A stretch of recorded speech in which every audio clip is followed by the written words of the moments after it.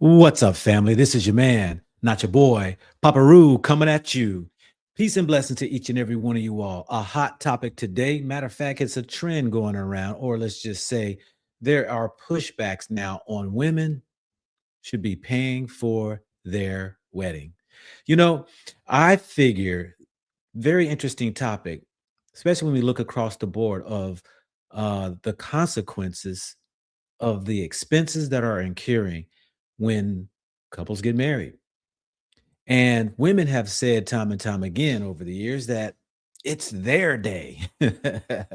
It's their day. But Papa Rue's got something for you because, when we really look at the direction that we're going, when young couples are spending huge amounts of money on weddings and ignoring really the conditions that they might be in financially, all for the sake of one day to make it shine and make you bling and have everybody just praise you for the great ceremony that you put on while walking away further in debt.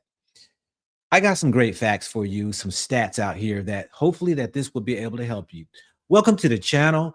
I would hope that each and every one of you all are doing as great as I am and that your day is blessed. You know,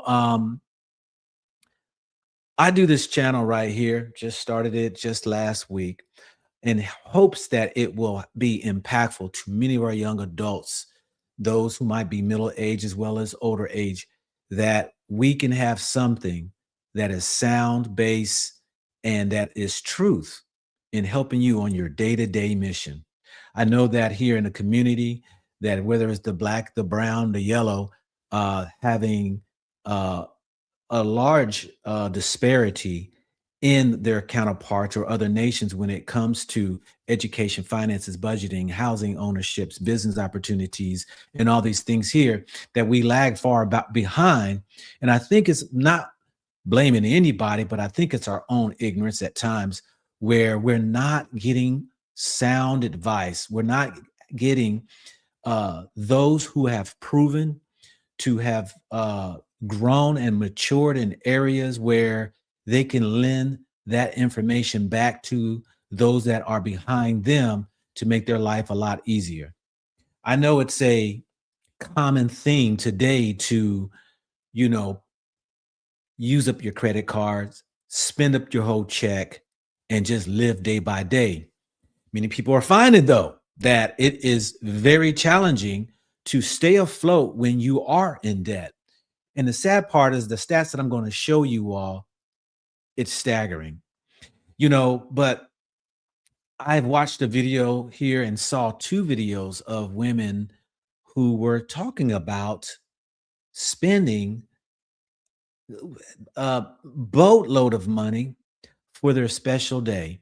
You know, I'm not sure where the ideal comes from. Maybe it's because of the fact that, I can't really speak of this young generation here, but I know back in the day, girlies grew up with doll babies, the Ken boy doll who was the husband, and Barbie who was the wife. That you know the girls got the opportunity to play marriage. And they even had Barbie with her wedding gown and tux for Ken. And, the girls always admired wanting to grow up to be Barbie, Cinderella, finding love and that whole thing of, the fire rockets going off and the fireworks going off, when she's found her love. And this is how women grew up and believed in the whole, illusion that this Barbie doll tale that many want to live and believe love is about. This kind of got things a little off tilt. Now, the younger generation today, I think it's a competitive thing. We as a people, we're a very strong, prideful people. We are a people that really try to outdo each other. When there's a fad that comes in, there's somebody who's going to try to outdo the other person. And the pride is what hinders many people from advancing and being able to live a life of freedom. I find many people really don't live their own lives. They live for others. Many people are worried about how others perceive them, how they look upon them. Many people have barely a pot to piss in, but will find a way to buy something that may give them the others the impression that they have money. We know people will buy expensive designer clothes, bags, jewelry, just to compete or to make themselves feel better than someone else. But the wedding, I have 3 daughters. One is about to get married, I think, this year. Um, and 2 others, I've told them, "I need to find y'all a husband," because, me, I've traveled Africa, I've searched out many cultures and roots and found out really who truly we are, really the chosen people of Israel by others tribes that are there who state the same claim. But looking at the traditions of weddings, marriages. Did you know it is a common theme in most societies, except for European societies, but we live in America. I like to say, damn Erica, put the D in front of America, capitalize the E, damn Erica. But we live in our captor's house and we are subject to how they determine how we shall live and conduct ourselves on a daily basis. And we've taken on the trends, we've taken on the traditions of marriage. And other cultures are set a little different. Now, what I really love about Africa weddings or marriages is that, you know, typically the parents of the bride don't pay for the wedding. They might contribute something, but the man who is marrying the daughter, the family will, her father or uncles will task that young man to pay a dowry for his daughter. Now, a dowry is a payment that is installed for the loss of a daughter because a daughter is very valuable. That's why I said we're all valuable. Look at my last video about everybody's valuable, high value. But when you lose a daughter and she cleans, cooks, washes, she does everything for that family and helps out. Some male who comes along who wants to take her in matrimony must pay for the loss of the family because who else is going to make up the slack? Especially if she is utilized not only in the village but also in gardening and cooking and all the other things that people have to pitch in for. When she goes off to the wild blue yonder with her husband, the family must fill the gaps. And typically the payments are by animals. That's right. Animals are money.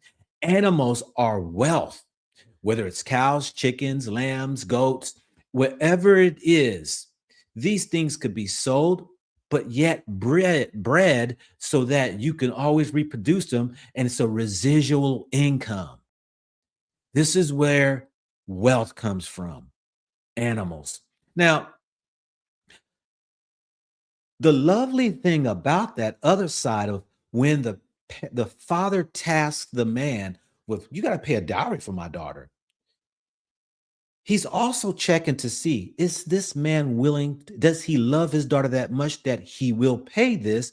But is he able to generate that money, get that money, and pay that money? So the father feels secure that this man can take care of her. That's the second part of it. And that's very important. Now, I've traveled around and I've lived in several Muslim countries, Saudi Arabia, Kuwait. I lived over in Turkey. I've been over to Oman, um, Dubai, Abu Dhabi. Tanzania is a Muslim country in Africa. Lived there, got like 2 properties there. And they have a very interesting way of how they handle their weddings or their children's mates by arrangements. And you will find this over in Asia too. A lot of these people who are wise parents who will set their daughters or their sons up with close friends because they know the reputation of that family. Now, here in America, we don't have that typically, advantage or, able to utilize such because our children don't typically they go off to schools, they move away out of states and they wind up meeting somebody that you have no clue who they are. And until they bring them home and you're like, hmm, so but in these Muslim countries and Asian countries, when they do arrangements, they'll typically throw a celebration. But in some cases, the male still has to pay the family, pay them a dowry for that daughter, and he must prove that he's able to be able to take care of her. And this is why they will make the arrangements because if they know a family that might be affluent or a family who has great moral values or the mother and the father has been married for some years, typically that child has taken on the habits of the parents. And now a family can rest assured that they are sending their daughters off to a family on the other side who is balanced. Now let's get into some stats here because I'm, I put up on my thumbnail, a woman with a credit card, a woman tossing up money, and a woman with a ring saying, you know what, you ask me, you pay. For some reason, the man is forgotten when it comes to weddings. It's typically the woman who believes it's her day and she has a right to to spend what she may feel is rightfully contributed for her day of wedding that could be very expensive. So let's check this out, family, because I was shocked when I looked at what is the average wedding cost that people are paying. The average cost for a wedding. Check this out, y'all. This is very interesting. Here it states, let me put this here and enlarge it here a little bit for you. Look at this. This blew my mind. I didn't know that this was actually the cost. Wedding costs for Black couples generally align with national average, which was approximately $33,000 to $35,000 in 2024 and 25, heavily dependent on location, guest counts, and preferences. While traditional or large-scale events can exceed 50 to 100,000, many couples are opting for budget-conscious, intimate, or elopement-style weddings to avoid high debt. When it comes to key costs and factors, venue, catering, these forms are largest expenses, with venue costs averaging around $10,000 and catering continue to rise. Cultural specifics. Traditional Nigerian weddings in the US can range from 50,000 to over 150,000 due to large guest lists and multiple outfit changings. Budget trends. Many Black couples are prioritizing financial stability post-wedding, leading to a rise in elopements and creative low-cost celebrations such as those featured in the Black Wall Street Times and Refinery 29. Regional variance. Costs fluctuate significantly based on location, with metropolitan areas generally being expensive. Can y'all believe that? That, my goodness, $33,000 to $35,000 on average for a wedding. It's good to see that many people are eloping and many people are trying to take some different avenues on it. But the trend is spreading now that most people want the glamorous wedding. Now, I was thinking today that, if a woman wants to be married and she is focused on her family financially, that the burden of debt they don't incur at a young age, there are some options. Wouldn't you want to offset the pressures of your husband or your family finances? That even if you could at least possibly start to save money prior to even meeting the right guy, putting money aside for your wedding that you would like to have, so that then it will not cost the family tremendous amount of debt. So I brought up another stat to see what is the average debt for the young adults, late 20s or so, but um, what does it cost? What do they have in savings? What is the debt that these households are in? Especially if you're talking about taking on a $30,000 worth of for a wedding. So let's look at this right here and see what's going on in the community. This says right here, based on data from the Federal Reserve Financial Institution, there are significant disparities in savings based on race, with Black households often holding lower cash reserves compared to the national average. Median savings. The median transaction account balance, checking and savings for Black households is approximately $2,110. Did y'all hear that? Only $2,110. Mean and average savings. The average mean bank account balance for Black households is roughly 13,370. Now, that's including the whole conglomerate of families out here that let me go ahead. From those who are well established, those who have careers, those who are older in age, that right there would be the average, which is still shocking. Age factors. For individuals under the age of 35, the median balance across all races is about 5,400, while the average is 20,000. That's including the whole all the way up to elders. Marriage context. Middle class couples in their late 20s may have higher or sometimes lower savings due to costs associated with weddings, housings, and education. Some data indicates that many young Black couples are shifting funds away from traditional expensive weddings towards home ownership, which is good to hear. The median versus means. The average 13,000 is skewed higher by a small percentage of households with much higher balances. Median 2,110 is often a more accurate representation of the typical household savings. Savings gap. Black households on average have significantly lower cash on hand than white households, with the median value for Black households being roughly 1/6 of the white households. Middle class factors. While the above numbers are average, middle class couples in their late 20s might have higher savings if they are highly educated and established in a career, or lower if they are still paying off student debts or high living expenses. Crazy. Let's move on to the next quick slide here that we have. This says right here, key data points on debt for young Black households. Because now we're talking about debt. What is the debt for young couples who haven't even gotten married, and they are talking about getting married and stacking on other debt if the woman wants to carry or have a wedding, and now you're talking about incurring other debt.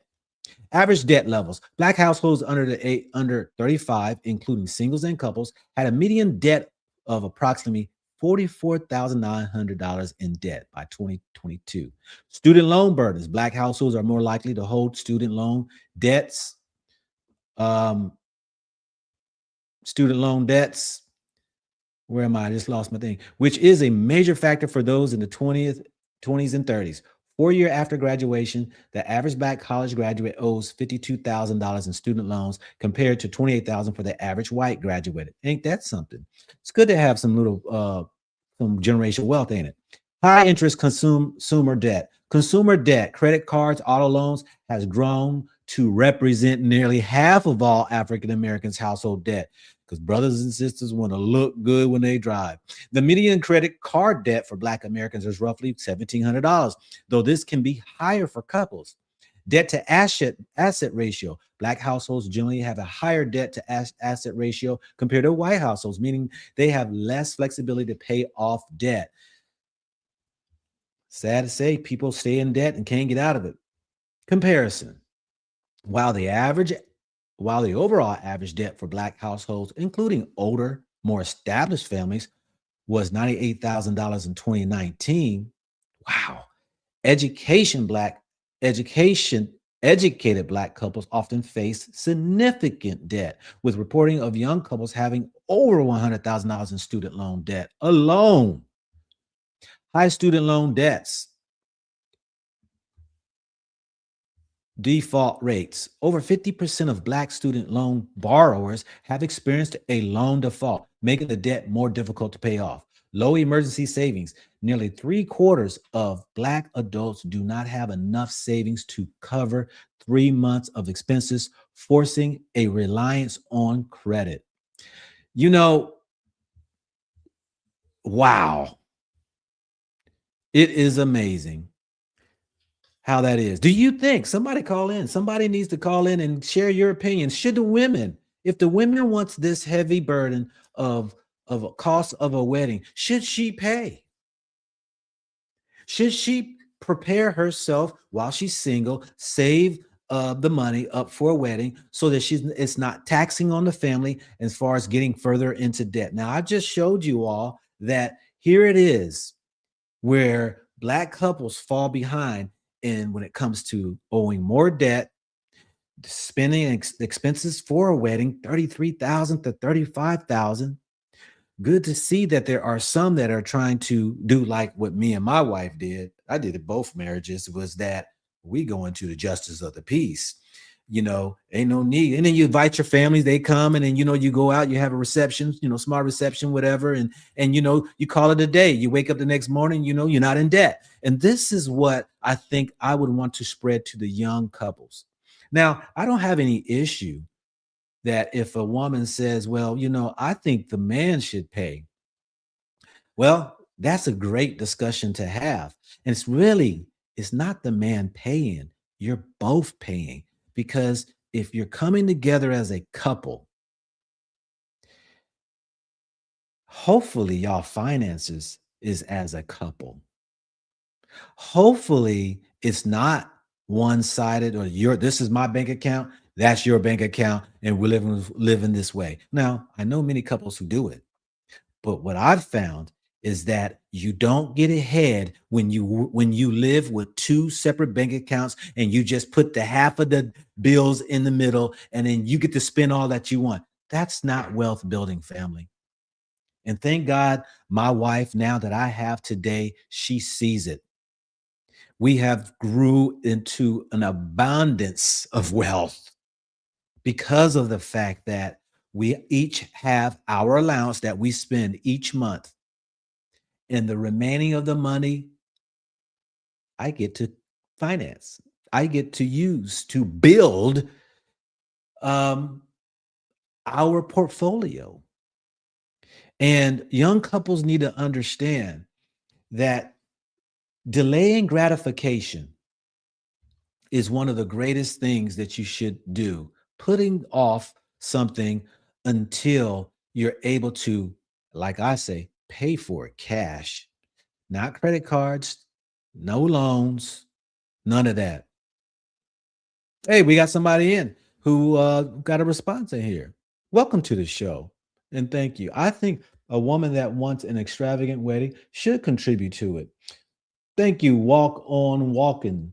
Walk on walking. Most definitely. The contribution should be. And I think that that's something that she should not be selfish in expecting a man to pay for.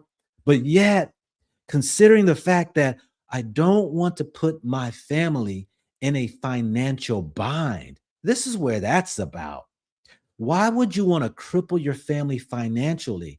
You know what $33,000 could do? That's a deposit down on a house. That's your first house starter that we're going to put this money towards getting us to start a house. Or do you want to live in an apartment forever? Now, back to what I was saying is the fact that, there are many ways that you can save money and put your family in the best position. Let me speak to the guys real quick. I got hit to this by a woman. I renewed my vows with my wife um last year, and year before last, excuse me. Time goes by fast. And when we first got married, this is my wedding ring right here. This one right here. That's okay, I'm trying to get in right there. 200 something bucks. We went shop for a ring. She was like, no, I'm gonna put all the money in. My second marriage, this and that. Her ring was like 350 bucks or something, and it was suffice. And she loved it and she enjoyed it. And she was, sported it with pride. The fact that she has a man that is a husband that loves her, and she has uh, um, saw more than just an expensive ring, an inexpensive ring, but she saw the value in what it represented. And so, but in renewing the vows, because I said, I'm gonna get my wife, man. My wife been down with me, man. She has been awesome. She has been a woman of valor. She has respected me as the leader. She has respected me as my business ventures, because my wife, she makes 4 times as much as I do. And that money comes into the bank account and I use it to do what it's supposed to do. Get that money to work in and build and buy things like, properties or whatever it may be. And she's never had a man like that. But I bought her a ring and I went to the jewelry store, and I hate juries. My first marriage, my ex, her sister's husband worked at a jewelry store, and I had bought her a ring. And being that he worked at the jewelry store, he says, hey, we can get you 50% off. I'm gonna give you 50% off, right? Whatever, you just pick whatever, be 50% off. And I said, 50% off, cool. He's like, yeah, these are marked up way higher than that, but 50% is what they're gonna let me give you. These things right here are marked up like 400-500%, and 50% off what you see is really nothing. But it was a $1,500 ring I bought, but in actuality, that ring really cost them probably $300-400. So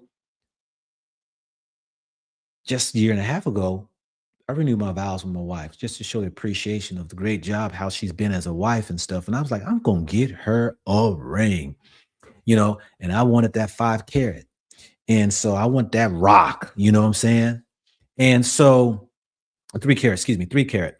And so I went to the jewelry store, and that ring was $20,000.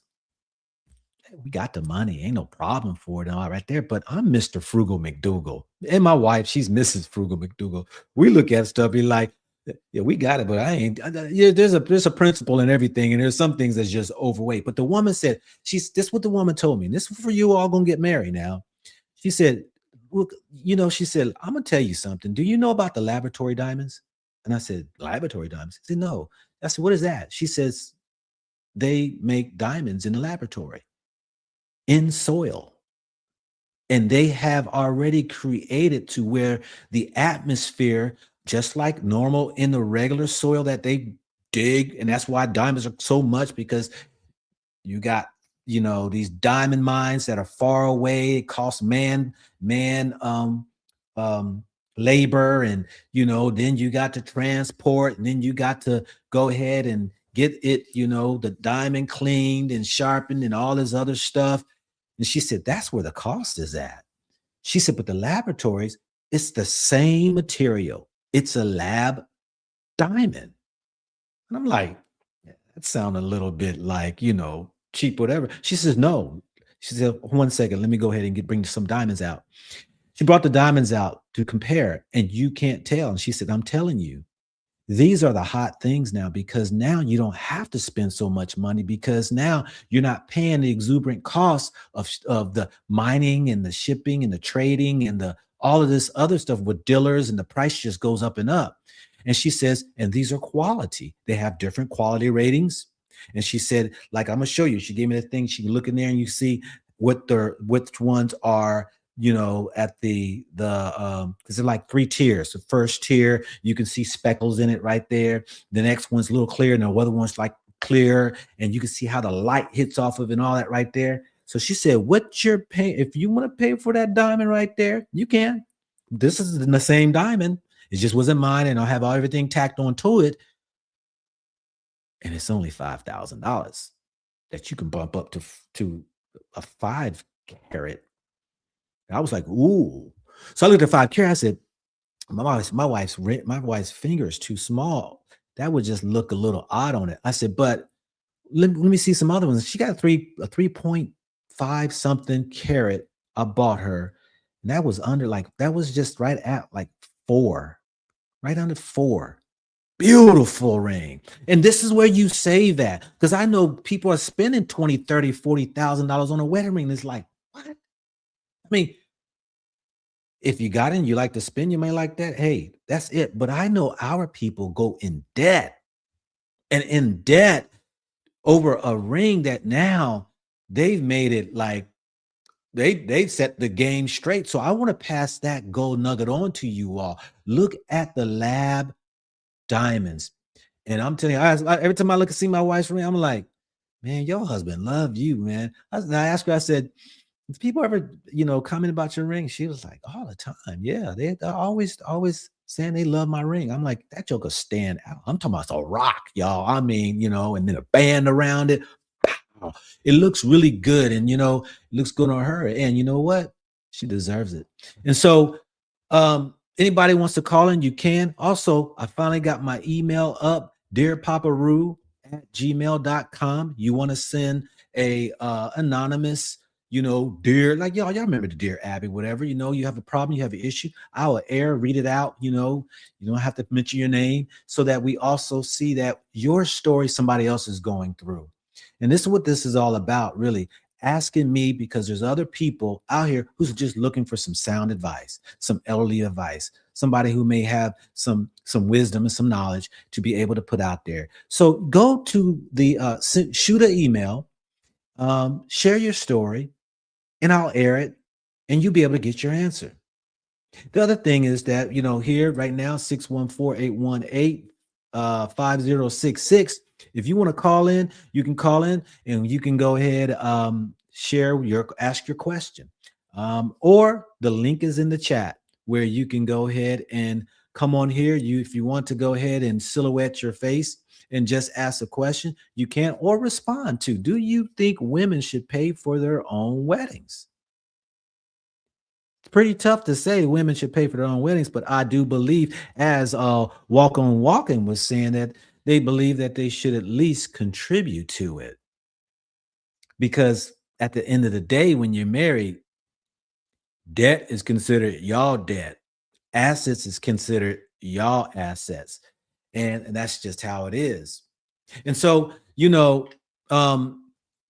got 3 people in right now. Please hit the like and subscribe. My new channel here that I got going on, and it is growing leaps and bounds. I'm just loving it, starting from scratch and getting to see just the growth that is happening little by little, and very encouraging. Makes me, I got to work harder and harder and harder, right, to build this up to where it becomes a very impactful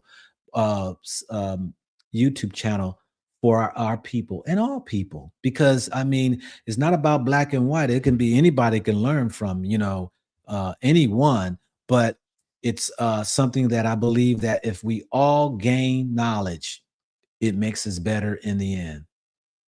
Well, without further ado, if there's not going to be any call-ins and all, I guess I have me a short evening, and that until tomorrow, on to the next subject. Peace and blessings to each and every one of y'all, and I hope your evening will be as blessed as mine. This is your man, not your boy, Papa Roo, coming at you. I'm out.